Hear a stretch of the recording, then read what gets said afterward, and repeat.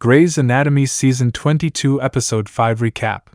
Simone's patient gets personal. Things get personal for Simone in Grey's Anatomy Season 22 Episode 5, as her patient has photos with her mom.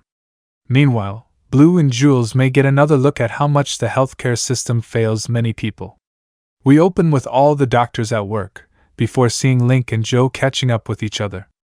It opens the door to the conversation about the twins being baptized. And while Joe told Link's mom to wait 8 weeks, Link thinks they should wait until the twins are 18. That's sure to come up soon.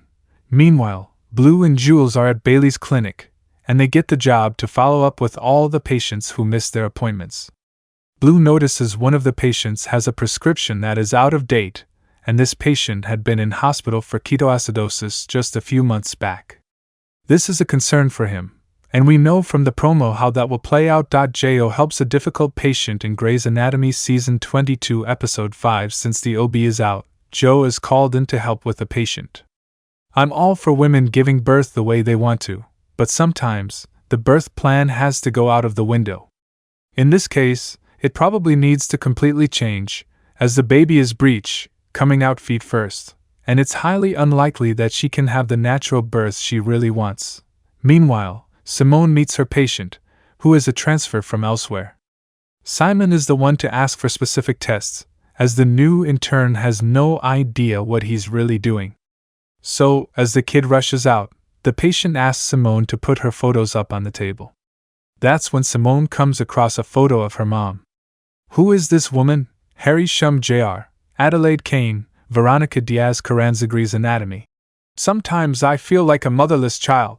Joe navigates a challenging case with a pregnant mother, while Blue and Jules care for a diabetic patient.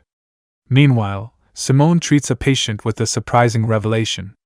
Blue and Jules make a house call. Blue proves that he deeply cares about some of his patients, and one of them is the patient who has skipped out on her appointment. As Jules pushes for a ride home, it's clear that Blue has thought of something else. Blue and Jules get to Mercedes's house, and it's clear from the panicked Spanish of Mercedes's mom that something is wrong. Did we know that Blue could speak fluent Spanish? I feel like that came out of nowhere. But whatever, he is able to communicate with Mercedes's mom to get into the house, and that's when they see that there is a problem. Mercedes gets up to get a drink for her. But ends up collapsing. Meanwhile, we learn that Simone's patient was a friend of her mom's. In fact, they were best friends. But after her mom's death, the friend fell out of touch with every other member of the family. Lucas comes into the room to switch shifts with Simone, and it's easy to see that things are frosty between them. Simone is likely to get some advice from this woman who could have been part of her life had her mom not died. Jo and Link start their discussion about baptism, with Link questioning Joe going to church or believing in God. To be honest, the idea of Joe wanting to baptize the children does seem a little odd, and this is a conversation that needs to continue. However, it's time for Joe to flip the stubborn baby. Simone learns a little more about her mom despite supposedly at the end of her shift. Simone decides to take over on Ms. Evans from Lucas. Of course, she does. With the personal connection she's just made, she needs this patient to survive. It certainly offers a chance for Simone to get to know a little more about her mom, including some stories that her dad wouldn't tell her. Simone isn't the only one taking things personal, though. Blue and Jules continues to treat their patient, Mercedes. As Jules catches her foot, the real situation comes to light.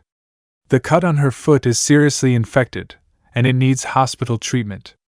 However, Mercedes finds every reason not to go, and so Blue gets her to at least let him treat her with an antibiotic to see if it will help.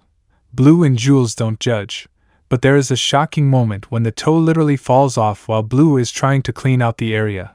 The argument between Link and Joe continues. Link spends his time coming up with reasons not to baptize the twins, and Joe is annoyed that he won't listen to her. The two are as bad as each other at this point. This is one of those situations they need to agree on, and they need to listen to each other about what they both want. The argument can't continue though, as Joe has another fight on her hands. The difficult mom-to-be continues to refuse medications and a C-section, despite it being clear that this baby is being too stubborn to turn. As Joe lets out her frustration, The mom-to-be states she wants her husband. Well, that would be great, except that her husband died 3 months earlier, and this is likely why she wants to focus on the birth plan so much. She's likely terrified she will die and leave her baby orphaned. Blue and Jules call, and the only help they can. Jules and Blue discuss the situation with Mercedes quietly. As with the toe falling off, it's clear that this is a diabetic foot infection. This likely means she will lose more than just her toe. However, she continues to refuse to go to the hospital, and the full truth finally comes out. Mercedes lost her immigration status, and if she goes to the hospital, ICE will come and get her. Blue wants to help, but he knows that calling 911 would be drastic.